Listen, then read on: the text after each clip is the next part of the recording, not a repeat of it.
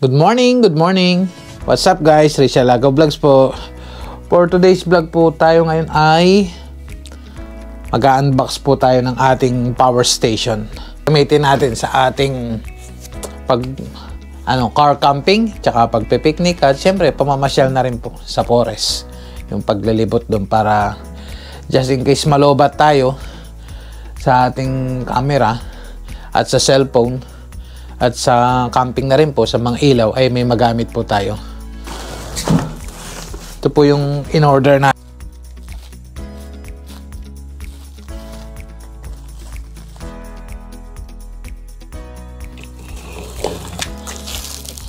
Yun.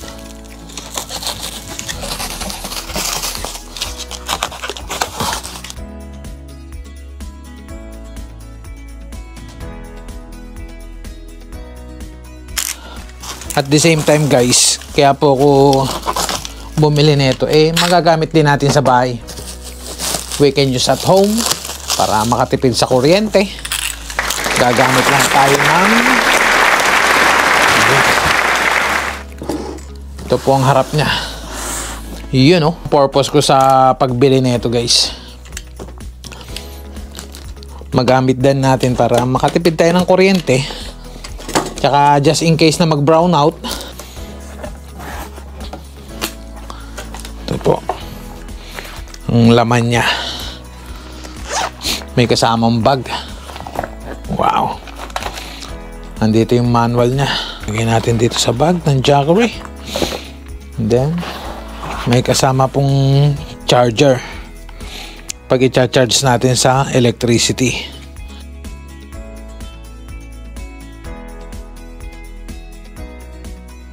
At may kasama din siyang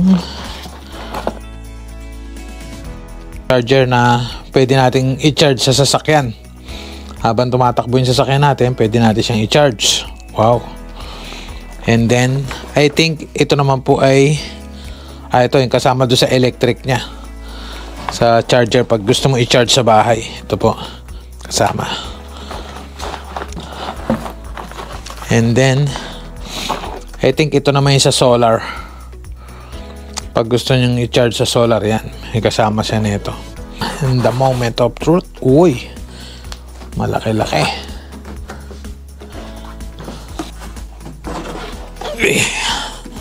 Yun lumabas na ang ating Jackery. So ito guys ang ating Jackery Explorer 1000 watts. 230 volts. I think this 220 to 230 ganyan. So pakita ko lang po. May sticker pa pero hindi ko natatanggalin guys yung sticker. Kasi it doesn't bother naman. Tsaka para hindi na rin magasgasan. So dito po ang kanyang charging. I think this is for the solar. Kagaya nung pinakita ko pong wire. Tingnan natin. Ito po, ito yung sa solar niya. So, dito natin isasaksak yan. Yun, sa solar po, pagka magcha-charge tayo sa solar. Ito naman, yung sa electricity and para kung halimbawa po, sa bahay mo i-charge. Ito po. Yung kanyang adapter. Dito natin siya isasaksak. And then, sasaksak natin sa electricity using this wire, this cord, para mag-charge. Yun. Ngayon naman po, pwede din natin siya i-charge sa kotse, sa car natin. Using this one, sasaksak lang natin to sa car charger. Mag-charge na siya. Ganda. Tapos, sa pag-charge naman po, this is, may siya cigarette charger din. Pwede rin tayong mag-charge dito kung magsindi ng sigarilyo or kung ano pa man na gamit din ng sasakyan na basta pasok po siya dito. Tapos meron siyang USB port, dalawa. Sa Apple o sa Android pwede tayong mag-charge. Tsaka ito rin po, meron siyang charger, yung malaki. Lenses. Ito, dalawa po. Siyempre ang maganda sa kanya, may cover din. Yan para siguro hindi rin mapasukan ng dumi, alikabok. Tapos yun lang, very simple lang siya. Tapos meron din siyang flashlight dito. Tingnan natin, on natin, yun, meron siyang ilaw. Yun, meron siyang SOS signal. Ang galing guys, yung display niya. So nasa 29% na lang siya guys. So bukas po i-charge natin kasi mamaya may pasok pa ako. Pinakita ko lang po sa inyo. And then dito yung DC, i-on siguro yan para makapag-charge ka. Tapos ganun din dito, i-on din to para makapag-charge ka. Yun o. Tapos sa kabilang side naman po, meron siyang singawan siguro nung fan, yung blower niya, yung cooling system. And at the back side, wala naman siya, plain lang na plain. That's all. So ito yung kanina, napakita ko na po na may flashlight, may switch. So balik tayo sa unahan. So try po natin dito sa USB type. Yun yung display center. So try natin ang USB on.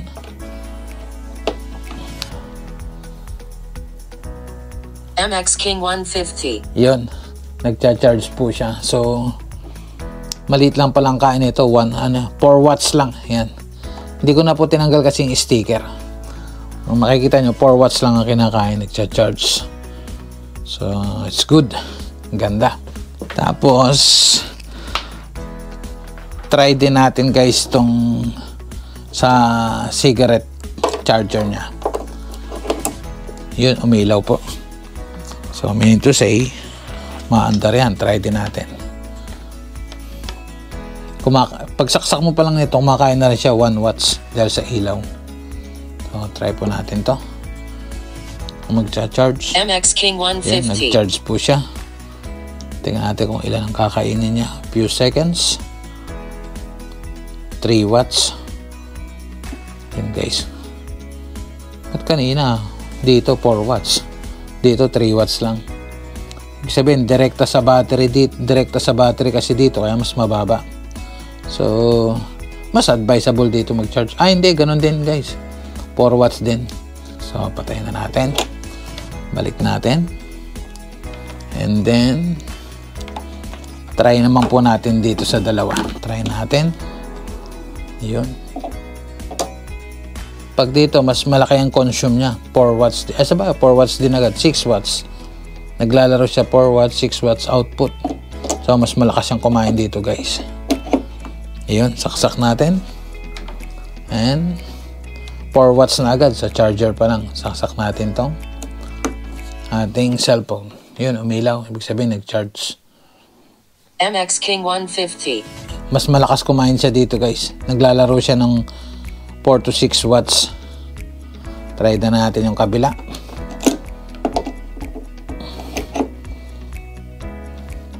Ayan, nag-charge din siya. All goods. MX King 150. Nagna 9 watts pa nga guys eh. Ibig sabihin mas malakas siya kumain dito. Mas tipid dito sa car charger. Ganda guys. Magagamit natin to. Tsaka lightweight lang siya. Magaan lang. Charger naman para sa electricity. Try po natin.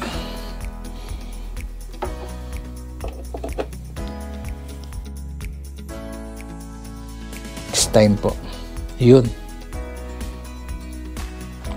Tanggalin na natin siguro. Wag na natin tanggalin yung sticker. Yung makikita niya po, ang bilis niya mag-charge. 149 watts, 142, 143.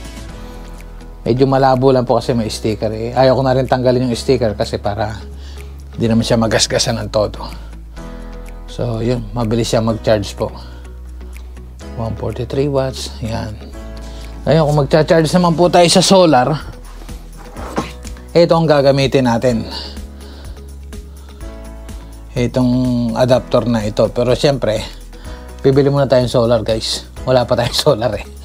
For the meantime, dito muna tayo mag-charge sa bahay.